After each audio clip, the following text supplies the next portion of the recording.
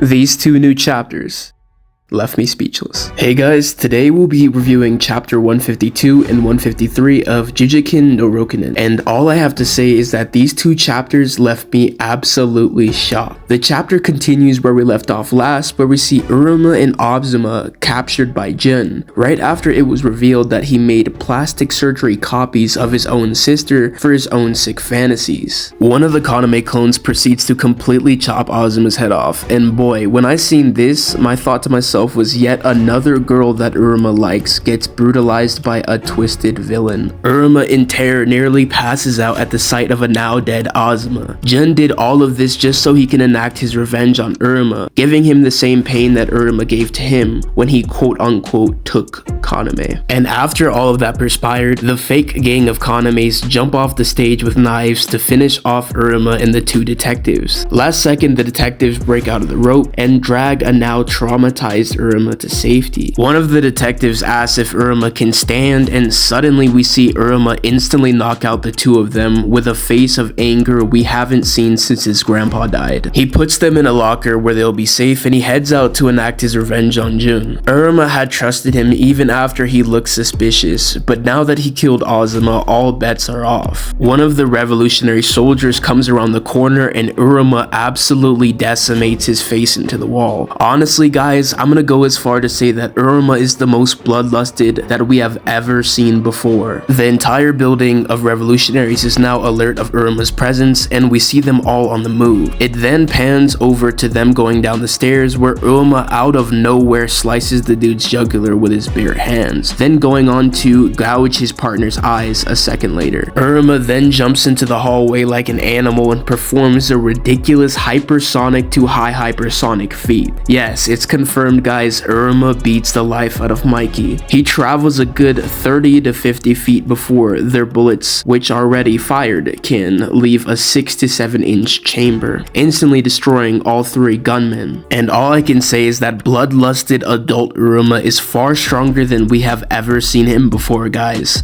But this is the part that left me shocked. The whole time we thought Azuma was dead, but it turns out she was alive, and it was a plastic surgery copy of her that was the one who got killed. And it seems that Jun actually somewhat cares about Azuma, considering that he doesn't actually want to tie her up because he feels that she did nothing wrong. Jun just wants to temporarily use her so he can get revenge on URUMA. Azuma asks the question why Jun has to even go this far, because URUMA is someone who also lost his family right before his eyes. Jun responds back saying that he didn't have to trick Kaname in the first place, and Azuma seems to think that URUMA isn't the type of person to do something like that, and that Kaname had mutual feelings for him. Jun seems to think that URUMA led Kaname down to her grave because all he thinks about is his revenge. And here's where Azuma catches on to something interesting. She points out how if Jun wanted URUMA to suffer so badly, then why wouldn't he kill the real her in front of URUMA? That would do a much better job at making him suffer. And that decision of Jun's leads Azuma to think that Jun still has somewhat of a heart left, and that his sadness and hatred has just been clouding his judgment. And in the previous manga panel, Jun questions in his head saying, "What's this pain?" So it seems that there is an unknown pain that Jun felt when hearing Azuma's words, as if there actually is something left of Jun's heart. Azuma proceeds to ask Jun if they are friends, and he said of course, that's the whole reason why he came to see her. And the chapter ends off with Jun saying that there's no turning back. It's almost as if Jun feels that his actions are something he can't take back, and he must see through with everything he's done all the way to the very end. And man, these two chapters were an absolute emotional roller coaster. This manga may have some ridiculously crazy moments, but honestly, URUMA is someone who as a character is so impactful, because as he loses more and more things that are precious to him, the viewer can get a sense of sadness watching him never being able to keep anyone close for too long. If you guys enjoyed this video, please like, subscribe, and give me video requests in the comment section. And guys, please join the Discord server. We have 1.3k members, and if you want to chat with me, the best way is to go through there. Thanks for watching guys.